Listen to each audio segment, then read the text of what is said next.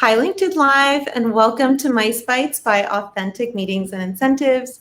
I'm Natalie Horan, and today we are kicking off a brand new monthly masterclass series, and we're going to be learning from MGME. They're going to share stories, lessons, and insights. So we're kicking it off with Carvey Gillikin. Carvey is president and CEO of MGME, and MGME, if you don't already know, is known for designing meetings, incentives, and experiences that connect people in genuinely powerful ways. So Carvey, I'm so glad you're here. You're kind of an industry icon. Welcome to Mice Fights. Natalie, thank you so much. I was thrilled when you reached out and then we started talking about this. I was very excited to see what you're doing with your new endeavor. Congratulations. Thank you. So we're going to ask you some questions, if that's all right. Sure. Okay, I know most of us in the mice industry kind of stumbled into this industry. How did you get into the industry? That's such a fun story because I was in college and I was headed in the direction of going into banking and or accounting. And shortly after I got into that field, I thought, yeah, this isn't for me. So I changed my degree into marketing because, when I went to college, we didn't have hospitality degrees. So I took my degree in marketing, and I was also working for a resort, and I was a bartender. So the first thing I did when I graduated from college was started looking for a job, but in the hotel business. And the thing I found out was the hotel business was a whole lot of fun. And, and in the late 80s, early 90s, there was so much interaction with our clients. They were, site inspections. So I went to work for this 169 room oceanfront resort on Wrightsville Beach, North Carolina. It's called Shell Island All Oceanfront Suites. And it was a fabulous property. And we had so much fun at that property that my career continued. Before I left that hotel, I had gone from bartender to sales manager to director of sales and marketing. And it was a great transition. And then as time went on, I decided to leave the hotel business in 2005 and come over to the agency side. And now you're with MGME. Yes, and now I'm with MGME, and I've been with MGME really since 2007, was in some iteration of the company. So what do you love about MGME? What makes it so special? What are you proud of? That's such an easy, great question. First of all, it's the people that I work with. It's people that I get to surround myself with every single day. Every one of them are smarter than I am. And I love that. I love the creativity. I love the individuality. I love the inclusivity. The culture in our company is paramount. But the fact of the matter is, having been with this company since 2007, I've seen it grow from a very small organization to one that in 2018, my previous company, was a company called Fourth Wall Events. We merged with World Tech Events, and together we purchased McVeigh and Associates and turned that into MGME, which used to stand for McVeigh Global Meetings and Events. Okay. Yeah. Yeah, that's huge. That's a huge deal. Yeah, and by doing that, it gave us stability in the market because we have a sector that does all pharmaceutical life science type work. Our planners all have their HMCCs. Then we have a commercial side of the company, commercial association, where we actually, in some cases, manage the entire P&L for our customers, our clients, and we also do sponsorship and exhibit sales for them as well. All this just gives me ideas of future master classes that I want to do with you guys because I just want to ask more about everything. You guys do it all. Yes. Okay, moving to the next question. Have you ever had an event run so perfectly that you were almost suspicious? Yeah, yes, we have, and and hopefully everyone has. Ours was in 2009. It was one of my very first clients with Fourth Wall Events. And this client was doing an incentive in Los Cabos. Well, for those of us that were in the business in '09 in Los Cabos, you might remember that there was something called swine flu. So 3 weeks prior to the first guest arrival, um, we were asked to relocate the program. And this was a couple thousand people incentive. So we had to go out and find a new hotel. And small world, because we were actually able to rebook it at what was at that point the Westin Diplomat in Florida, in Hollywood, right? And fun fact, I was on with Starwood when that property opened, and was on part of the opening team for that hotel, so I knew the hotel well. And so we did the program there, and it was a huge success. That's amazing. That's actually right down the street from me. Awesome. Yeah, I mean, 3 weeks with thousands of people, that's a tough one. That takes some magic. Yeah, we pulled it off. Yeah. All right. So we all have our thing. What is one hill you'll die on when it comes to planning or designing events? Oh, understanding the business goals of the event is paramount. And the reason it's paramount is when we get an RFP in, one of the first things we do is we want to have a call with the stakeholder, the meeting planner, and preferably and procurement.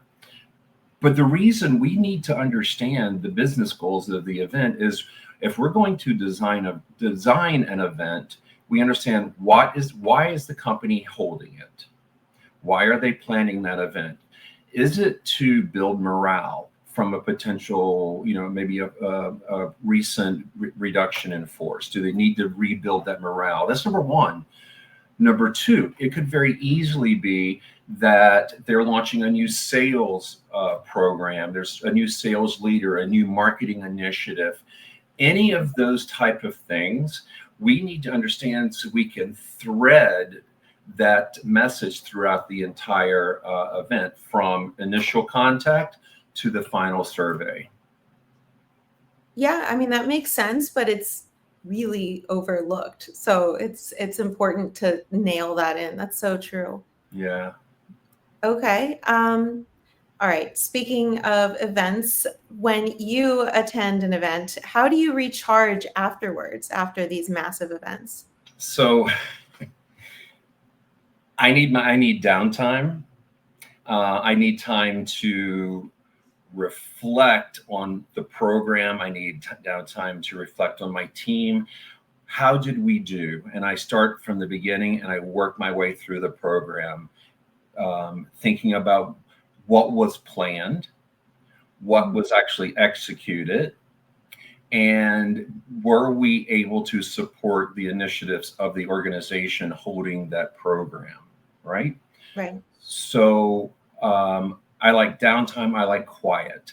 And a lot of times when I get home, my other half looks at me and says, "Just remember, you're no longer in a fancy hotel somewhere. You still have to do the laundry and the dishes and all of those things while I'm at home." Yeah, I mean, it's sometimes we need that reminder.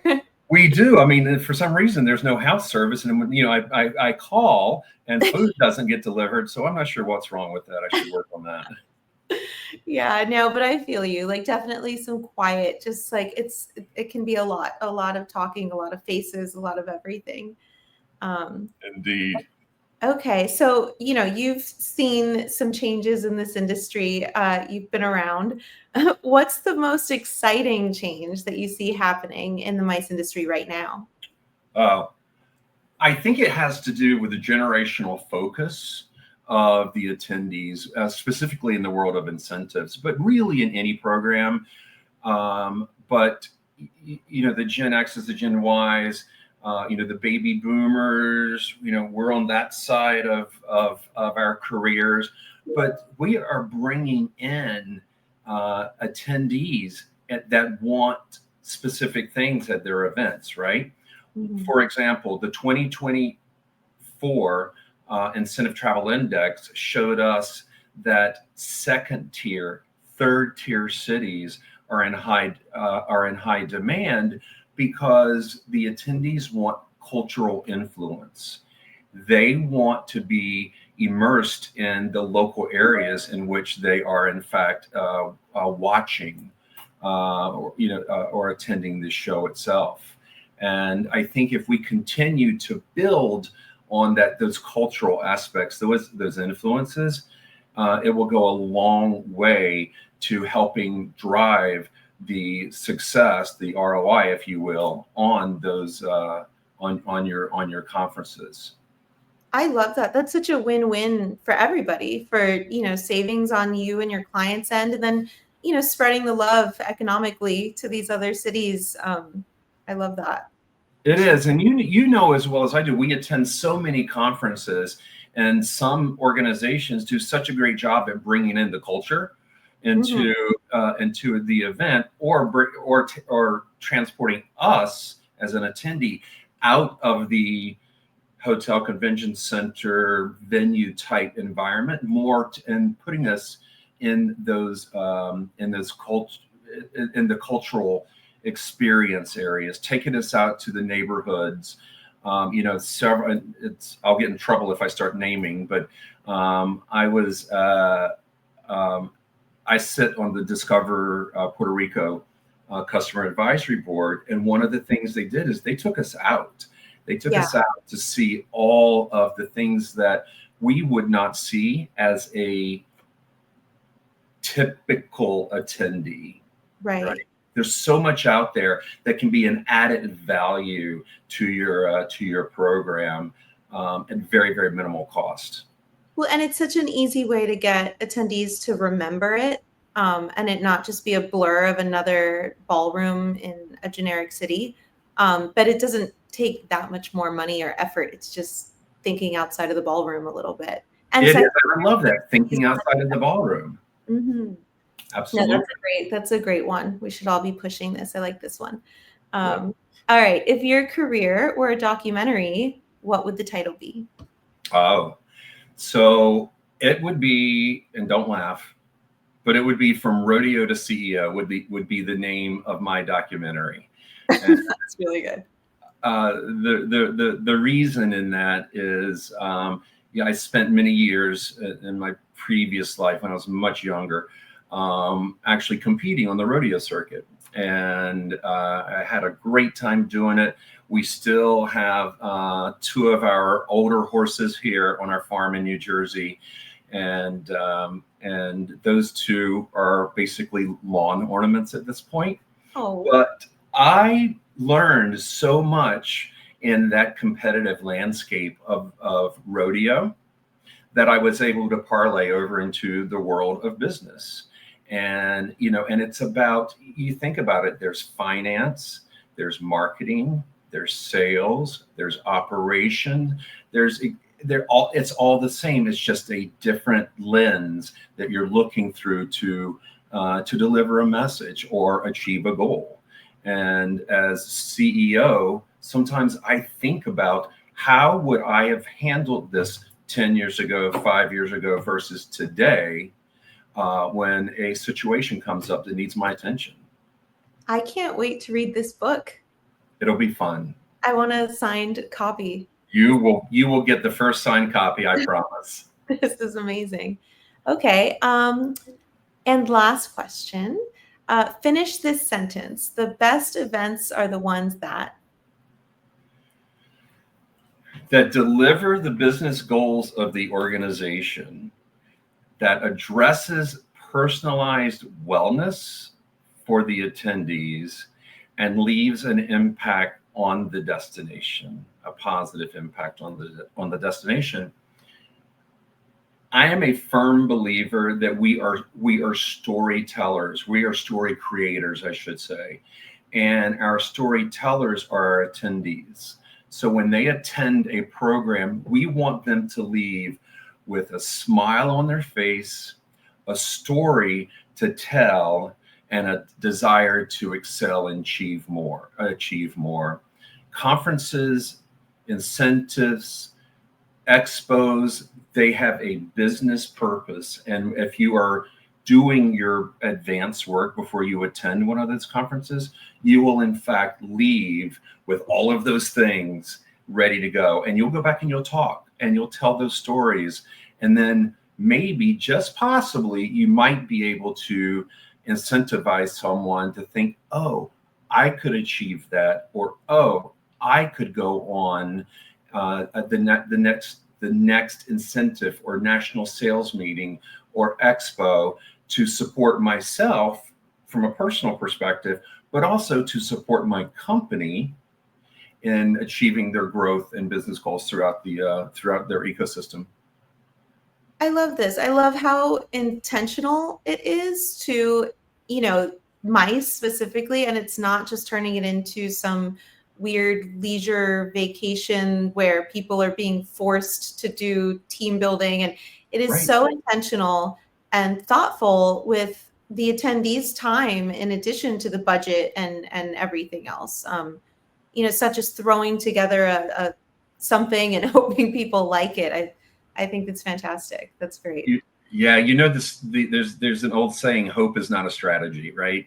Mhm. And Exactly. when I ran a very large sales team, I had that on my wall. Hope is not a sales strategy. It's got to be purposeful. It's got to be defined.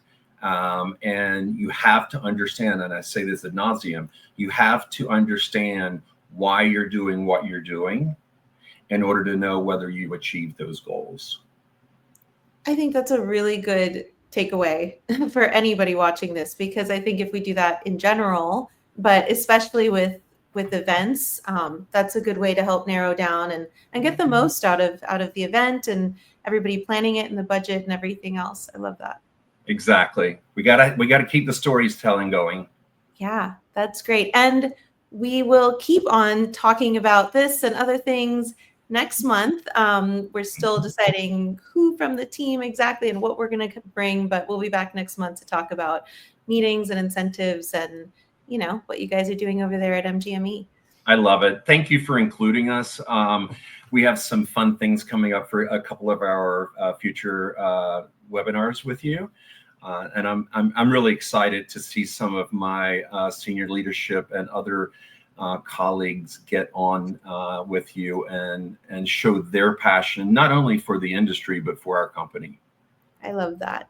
And for anybody who wants to learn more, you guys can scan the QR code on the screen and visit mgmeconnect.com and you can learn more, or reach out to Carvey or me. There you go. Fantastic. Thank you so much, Natalie. It was great to see you. Thank you, Carvey. I'll talk soon. All right. Take care, everyone. Bye. Bye now.